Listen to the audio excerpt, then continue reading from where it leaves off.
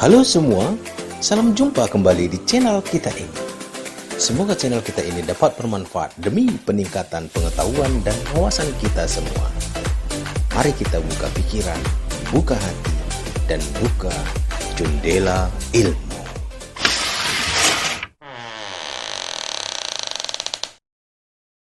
Halo, selamat siang anak-anak ibu kelas 10 MIA 1. Apa kabarnya nak? Mudah-mudahan kalian masih dalam keadaan sehat dan tetap semangat untuk mengikuti pembelajaran yang diberikan oleh Bapak Ibu Guru. Namun sebelumnya ibu sapa dulu dengan salam literasi.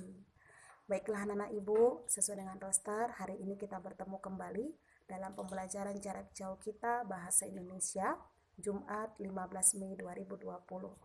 Nah, kemarin kita sudah sampai pada materi menemukan majas dan kata berlambang dalam puisi. Hari ini kita akan belajar tentang rima dan irama dalam puisi. Adapun tujuan pembelajaran yang akan kita capai dalam hal ini, nak, kita mampu menemukan atau mengenal rima dan irama dalam puisi. Nah, untuk itu berikut akan Ibu kirimkan video pembelajaran kita. Mudah-mudahan kalian bisa menyimaknya dengan baik. Kalau kurang paham, silakan ditanyakan kepada Ibu. Selamat belajar dan tetap semangat. Atau disebut juga dengan istilah persajakan. Adalah pengulangan bunyi yang ditimbulkan oleh huruf atau kata-kata dalam larik dan bait puisi. Sedangkan yang dimaksud dengan irama atau disebut dengan istilah ritme adalah pergantian tinggi rendah, panjang pendek, dan keras lembutnya ucapan bunyi.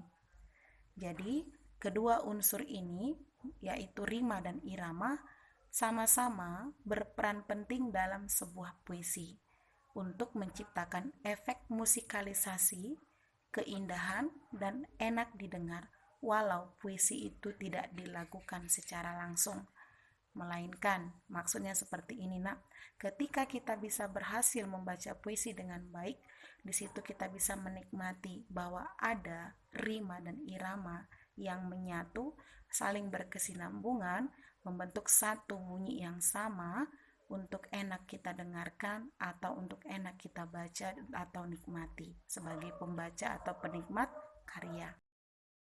Nah, sekarang kita bahas jenis-jenis rima. Lihat penggolongannya di sini, nak. Pertama, berdasarkan letaknya, rima itu dibedakan atas.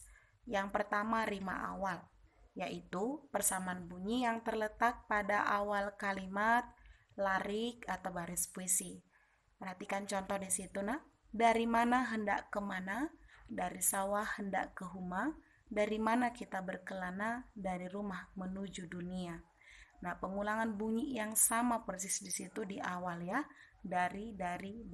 Jadi, itu disebut dengan rima awal. Yang kedua, rima tengah, yaitu persamaan bunyi yang terletak di tengah-tengah kalimat, larik atau baris puisi. Perhatikan contohnya. Pohon nangka buahnya jarang, pohon asam tingginya menjulang. Siapa sangka Dinda senang, muka masam rai tak riang. Perhatikan di situ yang Ibu tandain, nangka, asam, sangka, masam. Nah, itu pengulangan bunyinya terjadi di tengah kalimat atau larik atau baris puisi. Yang ketiga, rima akhir, yaitu persamaan bunyi yang terletak pada akhir kalimat, larik atau baris puisi. Contoh di situ perhatikan, burung nuri terbang tinggi, burung dara menari-nari, hati siapa takkan iri, melihat darah si jantung hati. Nah, itu dia contoh rima akhir. Yang kedua, berdasarkan letak pasangan kata. Rima itu digolongkan, yang pertama rima terus.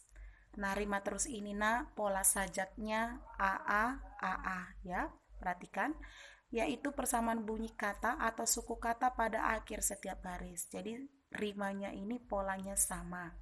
Contoh, Abdul Muluk putra Baginda, besarlah sudah bangsawan muda, cantik majelis usulnya ayahanda, 13 umurnya ada. Jadi bunyinya itu rimanya rima terus, bunyinya sama ya. Ingat sajaknya A. Oke, yang kedua rima kembar. Rima kembar ini pola sajaknya AA BB. yaitu persamaan bunyi kata atau suku kata yang saling berpasangan. Iya, rima kembar ini disebut juga rima berpasangan. Contoh, sedikit pun matamu tak berkerling, memandang ibumu sakit berguling. Air matamu tak bercucuran, tinggalkan ibumu tak penghiburan. Nah, lihat kalau kita tentukan sajaknya, baris 1 dan 2 sajaknya AA, baris 3 dan 4 sajaknya BB. Selanjutnya yang ketiga, rima silang. Rima silang ini pola sajaknya anak ibu AB, AB ya. Ini udah kita tahu ya pada pantun biasanya. Nah, perhatikan, rima silang adalah persamaan bunyi kata atau suku kata yang dilakukan secara silang. Perhatikan contoh di situ ada nak. Kalau ada sumur di ladang, boleh kita menumpang mandi. Kalau ada umur panjang, boleh kita berjumpa lagi. Nah, jelas ya, sangat jelas. Pola sajaknya itu AB-AB. Yang keempat, rima berpeluk. Rima berpeluk polanya AB-BA. Apa ini maksud dengan rima berpeluk? Rima berpeluk ini merupakan persamaan bunyi kata atau suku kata yang saling berpelukan atau diapit satu atau dua suku kata. Perhatikan contohnya. Hati memuja Tuhan kuasa, gerak laku jauhlah hati, maafkan aku yang Gusti duli, dalam upaya yang alpa. Nah, dia di sini baris 1 bersajak A, baris 2 bersajak B, baris 3 bersajak B, baris 4 bersajak A. Jadi rimanya berpeluk. Dan sedikit perlu kalian tambahi di buku catatan kita ya nak. Lihat buku paket halaman 267. Di sini ada jenis-jenis rima berdasarkan jenis bunyi yang diulang. Ada 8 jenisnya. Yang pertama rima sempurna, yang kedua rima tak sempurna, yang ketiga rima mutlak, yang keempat rima terbuka, yang kelima rima tertutup, yang keenam rima aliterasi, yang ketujuh rima asonansi, dan yang kedelapan rima disasonansi. Nah, tolong anak-anak ibu pindahkan ini ke catatan, buat rapi ya, bersih ya nak, supaya catatan kita itu teratur. Lalu kalian pelajari ke-8 jenis rima ini, pahami baik-baik, mana yang tidak mengerti atau tidak dipahami, silakan ditanyakan kepada ibu.